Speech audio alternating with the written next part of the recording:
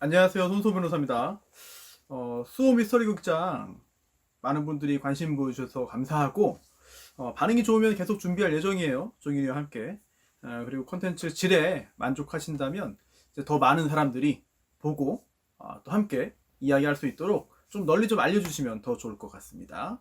오늘은 이제 앞으로 이제 진행될 그런 수호 미스터리 극장의 이용 방법, 어떻게 하면 더 많이 얻어갈 수 있을까? 이런 이용 방법에 대해서 좀 말씀드리려고 하는데요. 단순히 뭐 신기한 사건, 무서운 사건, 뭐 이상한 사건 소개해서 조회수 올리는 게 목적은 아니거든요. 뭐 그런 채널은 이미 좀 많이 있습니다. 굉장히 많이 있죠. 다 아실 거예요. 그래서 저희는 이 코너를 통해서 사법 시스템에 대한 어떤 근본적인 의문을 제기하고, 도대체 이런 판결이 선고된 이유가 뭔가? 판사는 왜 이런 판단을 했나? 또는 이런 판단을 할 수밖에 없었는가? 왜 사람들의 일반적인 생각, 일반적인 상식과 법관이 재판을 거쳐서 내린 결론이 다른 이유가 뭔가? 왜 이게 일치하지 않는 경우가 생기는가? 그 원인이 무엇이고 어떻게 받아들여야 하는가? 더 나아가서 더 근본적으로 판결이란 무엇이고 또 법이란 무엇인가, 이런 생각을 좀 해보고 싶어서 기획한 코너예요. 특히 이러한 의문의 출발점은 판사가 신이 아니라는 사실입니다.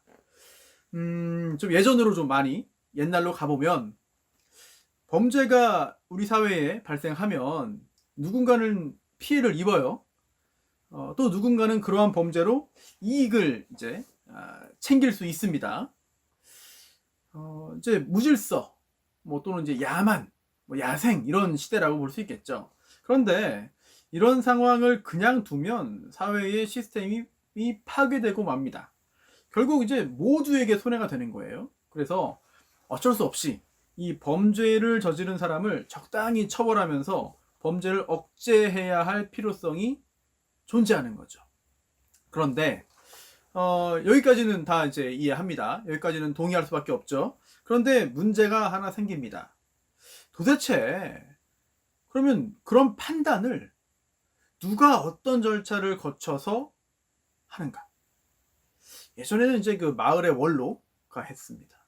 또 한때는 이제 원님, 사또가 재판을 하기도 했죠. 또 서양으로 가보면은 뭐 영주나 또는 귀족이나 왕, 이렇게 마음대로 재판을 했어요. 그런데 현대 사법 체제에서는 그렇게 하지 않죠. 그렇게 할 수 없죠. 직업 법관, 이제 그 재판을 직업으로 하는 신분이 보장된 직업 법관에게 그 역할을 줍니다. 또 삼권 분립에 기초를 하게 돼서 검사가 봐서 누군가 범죄를 저지른 것이다 이렇게 판단하면 기소를 하죠. 공소 제기합니다. 그러면 그때 비로소 재판으로 넘어가고 판사가 재판을 하게 되는데, 판사는 재판을 진행할 때 그냥 마음대로 하는 게 아니에요. 합리적인 의심의 여지가 없을 정도로 유죄의 증거가 확실하게 있어야만 유죄 판결을 내리고, 그러지 못한 경우, 즉 의심의 여지가 있다, 잘 모르겠다, 또는 이거 범인이긴 한 것 같은데 그래도 약간 확신은 없다, 이러면 무죄를 선고할 수밖에 없습니다. 이게 현대 사법이에요. 그런데 여기서 또 하나 문제가 발생합니다. 또 하나 의문이 생기는 거죠. 판사도 사람이에요. 신이 아니거든요.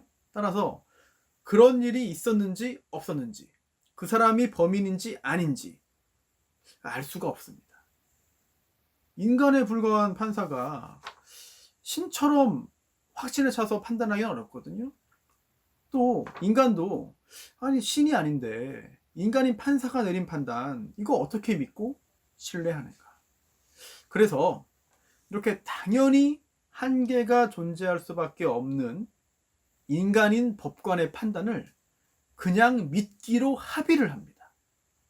이 법관이 잘 판단했을 거라고 믿자, 우리 다 믿자, 이거에 불복하지 말고 최종적으로 판단이 나오면 비록 인간인 법관이, 인간인 판사가 내린 판결이지만 우리 다 믿자, 여기에 불복하지 말자, 여기에 승복하자, 이렇게 우리가 약속을 한 거예요.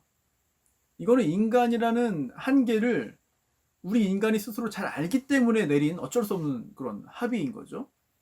그래서 이 판결이라는 건요, 인간이 합의해서 만든 재판 절차를 통해서 인간이 합의한 규칙이, 즉 법에 따라서 나온 결과에 불과합니다. 어찌 보면 굉장히 슬픈 일인데, 이 재판이라는 이 게임에서, 법이라는 게임의 룰을 적용해서 검사와 피고인이 게임을 한 결과가 이 형사재판의 판결이 되는 거죠. 이렇게 인간의 한계를 잘 알고 있기 때문에 특히 형사재판에서는 더욱더 엄격하게 판단할 수밖에 없습니다. 신이 존재한다는 걸 전제로 신이 아닌 이상 인간은 틀릴 수밖에 없어요. 따라서 거의 100%에 가까울 정도의 유죄 확신이 있어야만 유죄 판결을 할 수 있다. 나머지는 무죄다. 이렇게 약속을 한 거죠. 누가 봐도 확실하다는 거는 없습니다. 예외가 존재할 수 있기 때문이죠. 억울한 일은 언제든 누구에게든 생길 수가 있어요. 만약에 누군가 억울하게 굉장히 긴 시간 동안, 30년이라고 할까요? 지금 이제 이 영상 보시는 시청자분들이 정말 억울하게 누명 써서 징역 30년 살고 나왔습니다. 또는 무기징역인데 중간에 진범이 잡혀서 25년째 나왔다. 그럼 흘러간 시간을 누가 이거를 책임져 줍니까? 돈이야 받겠죠. 하지만 돈 받는다고 시간이 생기나요? 예전으로 돌아가나요? 그럴 수는 없죠. 만약 태형이라면, 우리나라는 지금 없지만 억울하게 맞았어요. 또는 더 극단적으로 억울하게 사형 선고되고 집행까지 됐다면, 이거는 방법이 없습니다. 이런 배경에서 각각의 어떤 개별적인 사건에 대한 법원의 판결을 바라봐야 하는 거예요. 아니, 왜 누가 봐도 범인인 게 확실한데 풀어줬냐? 아니, 누가 봐도 확실히 범인인데 왜 이런 파렴치한 사람을 봐줬냐? 이 정도면 범인으로 봐도 될 것 같은데 이거 판사가 너무 범인한테 유리한 거 아닙니까? 라는 의문. 하지만 이제 우리는 우리 사법제도의 의미를 감안하고 현실을 알고 한계를 인정하면서 바라봐야 하는 거죠. 어쩔 수 없는 인간의 한계, 그리고 그 한계를 감안해야 하는 현실을 알아야 됩니다. 그런데 그렇다면 여기서 마지막으로 문제가 하나 남습니다. 도대체 적절한 수준은 어느 정도일까? 적절한 기준은 무엇인가? 이게 뭐냐면요, 합리적인 의심의 여지가 없을 정도의 확신이 있어야만 유죄라고 했는데, 그럼 도대체 그 합리적 의심의 여지가 없을 정도가 뭘 의미하는가? 합리적 의심이 뭔가? 도대체 어느 정도 증거가 있어야 합리적 의심의 여지가 없을 정도라고 할 수 있는가? 그 수준이 어디인가? 그 정도가 어디인가? 우리 법은 이제 증거의 증명력 관련해서 이게 자유심증주의를 택하고 있습니다. 따라서 판사의 재량을 인정하는 건데요. 그 범위가 어디까지 인정될 것인가 등등, 이런 문제가 생깁니다.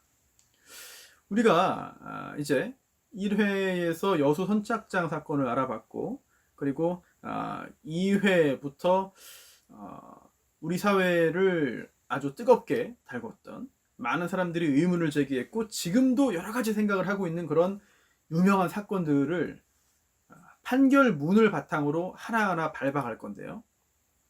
유죄인지 무죄인지 헷갈리는 사건들이죠. 이런 사건들을 되짚어 보면서 우리 법원의 판단 기준이 뭔가, 인간의 어떤 그 지각 능력, 또 판단 능력의 한계가 어디인지, 무엇인지, 우리는 법원의 판단을 어떻게 바라보아야 하는지 이제 생각을 해보려고 합니다. 그리고 또 이러한 작업을 통해서 우리가 얻을 수 있는 거는, 우리 법 제도 또는 이제 법관의 판단 기준이 되는 우리 대법원 판례, 혹시 바뀌어야 할 지점은 있는지, 그동안 잘못된 기준이 적용된 것은 아니었는지, 만약 그렇다면 도대체 어떤 방향으로 어느 정도 변해야 할 것인지 등을 좀 생각해 볼 필요가 있을 것 같습니다. 앞으로 전해드릴 여러 가지 그런 사건들도 이런 각도에서 바라보고 해석하면 의미가 더욱더 있지 않을까 생각이 되고요. 단순히 어떤 그 공포 소재 또는 미스터리 소재, 아주 괴이한 사건의 소재, 아주 서프라이즈한 사건의 소재, 이런 걸로 소비되는 거는 사실 어찌 보면 좀 아까운 것 같아요. 그래서 그런 채널과 그런 영상은 굉장히 많이 있기 때문에 그 채널에서 보시면 됩니다. 다만 저희는 좀 다른 각도에서 좀 법적인 각도, 그리고 또 인간의 어떤 그 한계가 어디까지인지, 우리가 어디까지 합의한 것이고 그 합의는 무엇을 의미하는지, 바꿀 부분이 있다면 그게 무엇인지, 이거를 이 합의점을 찾아가는 그런 과정으로 이해해 주시면 훨씬 더 가치 있지 않을까라는 생각이 듭니다. 이제 다음 소재부터 그런 각도로 이해해 주시기를 좀 기대하면서 또 생각거리 많은 사건들을 가지고 돌아오겠습니다.